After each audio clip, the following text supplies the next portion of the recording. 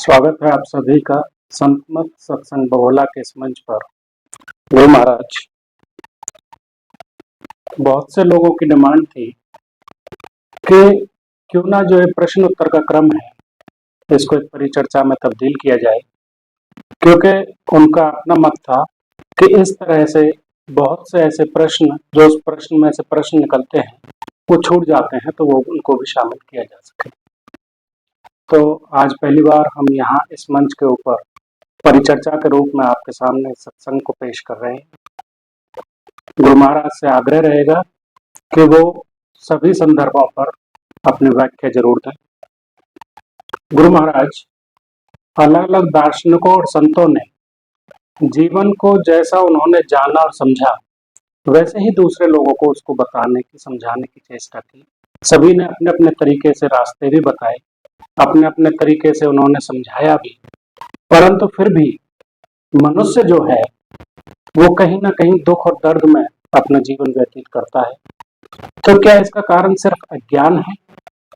और यदि अज्ञान है तो वो कौन है जिसका उसके जीवन में अवतरण हो और वो अपने जीवन को सुख में बना सके?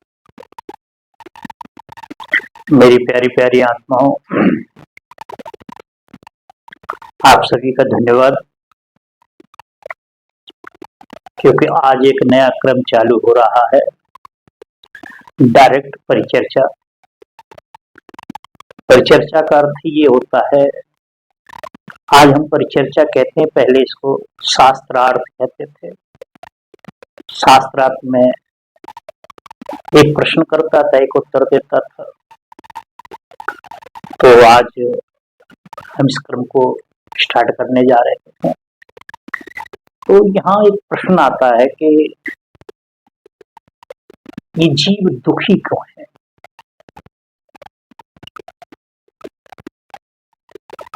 जितने भी महापुरुष आए संसार में,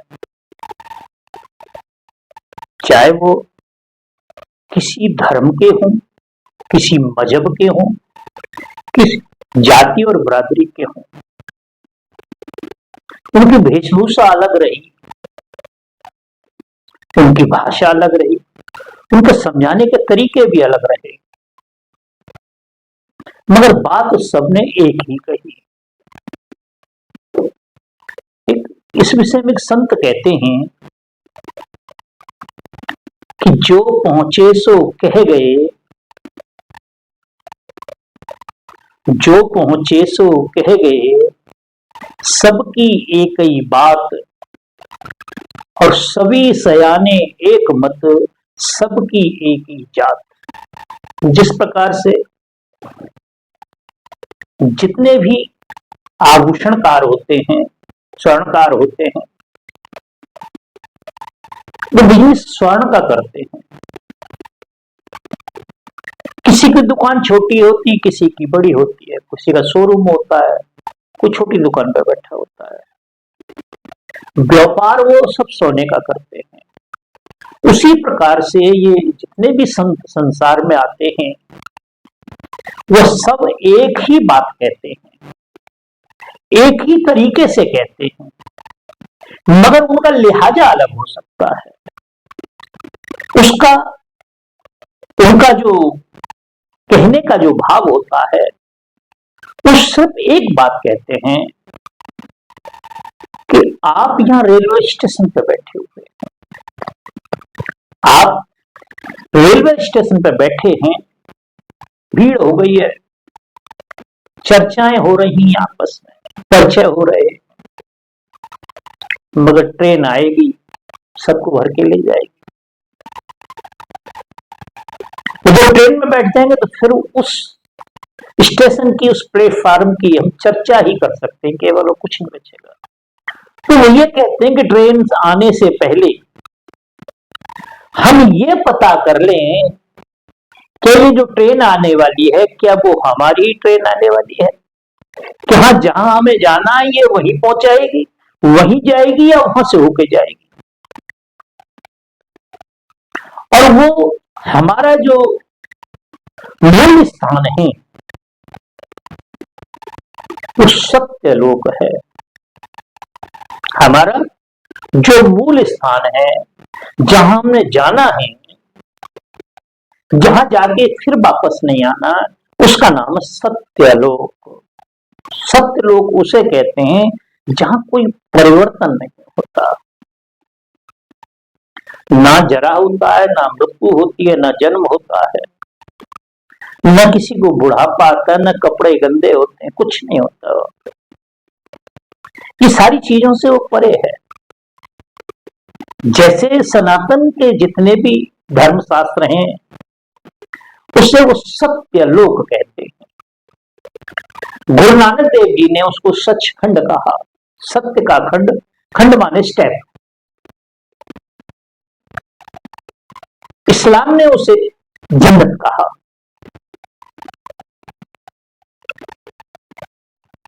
और भी अनेक धर्मों ने अपनी अपनी तरह से उस सत्य लोक को अपने अपने तरीके से बताया। अब वो जो सत्य लोक है उसमें क्या है? उसमें है नाम। नाम को ही परमेश्वर कहा गया है, नाम को ही परम पिता कहा गया है, उसी को सारी सृष्टि का रचयिता कहा गया है, उसी को निर्गुण कहा गया है, उसी को निराकार कहा गया है, उसी को निर्लेप कहा गया है, उसी को सच्चिदानंद कहा गया, सत्य चित्त आनंद कहा गया है, उसी को परम आनंद कहा गया है, उसी को दिव्यानंद कहा गया है, उसी को अखंडानंद कहा गया है। सारे जितने भी नाम हैं उसी जगह के हैं, उसी नाम के हैं। अब वो जो नाम है वो क्या है? वह नाम जो है, तुलसीदास जी अपनी एक भाषा में उसमें चौपाई बोलते हैं कि नाम प्रताप जान शिवनी को। इस नाम की महिमा को शिव जी जानते हैं। नाम प्रताप जान शिवनी को, कालकूट पी फल दीन अमी को। नाम के प्रताप को शिव जी बहुत अच्छी तरह से जानते हैं। उन्होंने विषपान करके फल अमृत का दिया, विषपान करने के बाद भी वो जिंदा रहे, अमृत का फल दिया। इसीलिए कहा है कि वो जो नाम है, जो सत्य लोक से आ रहा है, हम कहते हैं सभी लोग कहो कल युग केवल नाम धारा, सुमिर सुमिर भवोतरय पारा। न हम सुमिरन को जानते हैं, न हम नाम को जानते हैं। हमें कुछ लोगों ने ऐसा तरीके से बता दिया है, दोनों के दोनों अज्ञान में है, बताने वाला भी और पूछने वाला भी। एक संत कहते हैं कि गुरु और चेला लालची दोनों खेले दाव। गुरु और चेला लालची दोनों खेले दाव, भवसागर यू डूबे जो पाथर की नाव। जैसे पत्थर की नाव जल में डूब जाती है, उसी प्रकार से भवसागर में डूबना पड़ेगा, क्योंकि दोनों के दोनों अंधे, दोनों के दोनों अज्ञानी। जो परोस रहा है वो भी अज्ञान परोस रहा है, और जिसको प्राप्त हो रहा है उसको भी अज्ञान प्राप्त हो रहा है। तो मूल बात यह है आज की कि हमें उस ट्रेन के चढ़ने से पहले पता कर लेना चाहिए कि ट्रेन वहां जाएगी या नहीं जाएगी, ये ट्रेन सत्यलोक तक जाएगी या नहीं जाएगी। ये नाम की जिसकी हम चर्चा कर रहे हैं, ये नाम केवल संसारी तो नहीं है। जैसे इस्लाम में कहा गया गैबी आवाज। ये गैबी आवाज क्या है? छुपी हुई आवाज। आदि गुरु शंकराचार्य कहते हैं नाद बिंद की उपासना करो। नाद माने शब्द, बिंदु माने प्रकाश, जीरो, उसको उपासना करो। तो हमें उस ट्रेन से पहले समझ लेना चाहिए कि हमें जाना कहाँ है, ये ट्रेन हमें पहुंचाएगी या नहीं पहुंचाएगी, और हम जा रहे हैं तो क्यों जा रहे हैं, किस लिए जा रहे हैं, वहां क्या है, वहां क्या है, वहां नाम है। नानक जी अपनी भाषा में कहते हैं,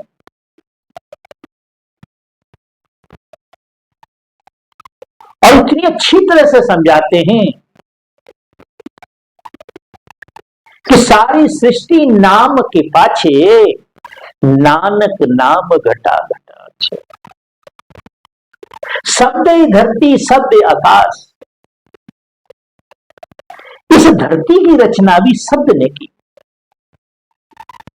आकाश की रचना भी शब्द नहीं की, नाम नहीं की। शब्द धरती शब्द आकाश, शब्द ही शब्द भयो प्रकाश, सारी सृष्टि शब्द के पाछे, नानक नाम घटा घट आछे। सभी घटों में वो 24 घंटे गुंजायमान हो रहा है, करने की जरूरत नहीं। कबीर साहब कहते हैं, माला फेरू न कर फिरे, जिभ्या कहे न राम, मेरा सुमिरन हरि करे, मैं पाऊं विश्राम। माला फेरू कर फिरे, न माला फेरता हूं न हाथ फेरता हूं। जिभ्या कहे न राम, मेरा सुमिरन हरि करे, मैं पाऊं विश्राम, मैं आराम करता हूं। तो हमारे दुख का जो कारण है कि हम ट्रेन में तो बैठ गए मगर हमको नहीं पता कहां जाना, वहां क्या मिलेगा नहीं पता है। क्यों कि हम केवल और केवल उन संतों के पास, और मैं तो ये कहूंगा कि वो संत भी नहीं है, वो व्यापारी लोग हैं, वो पाखंडी लोग हैं, वो दुष्ट लोग हैं, जो अपने स्वार्थ के लिए लोगों को भ्रमित करते हैं। क्या करते हैं, भ्रमित करते हैं। 10 माला रोज कर लो, तुम्हारे ये सब काम हो जाएंगे। ऐसा कर लो तुम्हारे संतान हो जाएगी। चमत्कारों की बातें करते हैं, और चमत्कार के कारण ही, चमत्कार में बंधा हुआ मनुष्य ही नाना प्रकार के दुखों को प्राप्त हो रहा है। उदास हताश और निराश बैठा हुआ है। क्यों, जहां भी जाता है चमत्कार की बात होती है, उसको बड़ा लालसार होती है, फिर वो जाता है और वहां उत्साह से भर दिया जाता है उसे, मगर 10 दिन में, 15 दिन में, 20 दिन में वही ढाक के 3 पात हो जाते हैं। क्या होते हैं, ढाक के 3 पात हो जाते हैं। क्यों हो जाते हैं ढाक के 3 पात, क्योंकि ऐसा कोई चमत्कार होता ही नहीं है। चमत्कार परमेश्वर करता है, 24 घंटे करता है। 1 सेकंड में बादल हो जाते हैं और घोंटू घोंटू पानी हो जाता है। गर्मी के टाइम पे बर्फ पड़ जाती है, गर्मी के टाइम पे सर्दी हो जाती, सर्दी के समय पे गर्मी हो जाती है। 1 सेकंड लगती है, सांस अंदर गई बाहर नहीं आ रही है। ये चमत्कार है। कैंची के अंदर कोई ऐसी चीज नहीं लगाई जो पत्तों को काट दे, जो पत्तों को काट दे। एक वृक्ष के ऊपर एक पत्ता है जिसमें कलर 3 है, एक वृक्ष के अंदर एक पुष्प है, कलर 4 तरह के कलर है उसके अंदर। ये चमत्कार नहीं दिखाई देता आपको। एक बच्चा गर्भ के अंदर 9 महीने सब कुछ प्राप्त करता है, बाहर आके मर जाता, अंदर नहीं मरता है। इनको चमत्कार मानिए। बाकी ये जो लोग कहते हैं कि पानी में पुआ उतार दिए, ये कर दिया, वो कर दिया। मेरा एक प्रश्न रहता है लोगों से, आज से 70-80 साल पहले हमारे यहां रोटी लंगोटी की समस्या थी, और हमारे ऐसे ऐसे संत हुए जिन्होंने जमुना जी के पानी से पुआ उतार दिए। क्या हमें ये विचार नहीं करना चाहिए कि जमुना पानी से पुए उतर जाएंगे? तो ऐसा संत कोई आज भी होगा? जब उनसे पता किया जाता है तो कहते हमारे पिताजी कहते थे इस बात को। उनसे पूछा जाता है तो कहते वो हमारे पिताजी कहते थे। ये अज्ञान भरी बातें हैं, ऐसा कभी नहीं होता है। प्रकृति कभी फेल नहीं होती है, और प्रकृति फेल होने लगे तो समझ लेना चाहिए कि अब महाप्रलय होने वाली है। तो हम इस अज्ञान के कारण, इन चमत्कारों के कारण दुखी हैं, वहां उत्साह से भर दिए जाते हैं, हमारे सपनों में महल बना दिए जाते हैं, मगर यथार्थ में तो झोंपड़ी भी नहीं बसती है।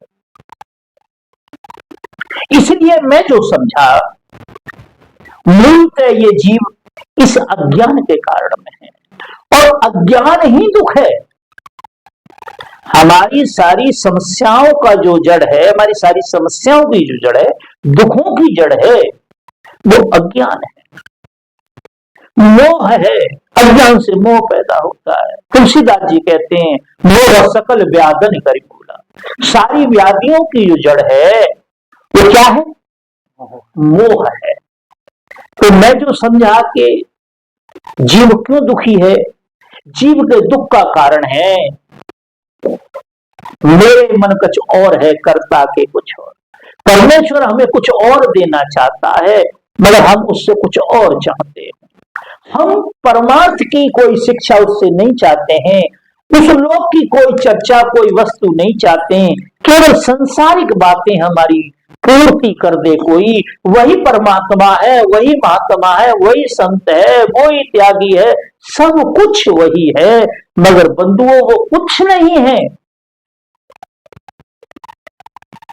आप विचार करें, क्या किसी की दुकान महीने 2 महीने से अधिक चलती है? बड़े बड़े चमत्कार होते हैं, खूब चमत्कार होते हैं, मगर 2 महीने के बाद फ्लॉप हो जाता मामला। क्या कारण है उसका?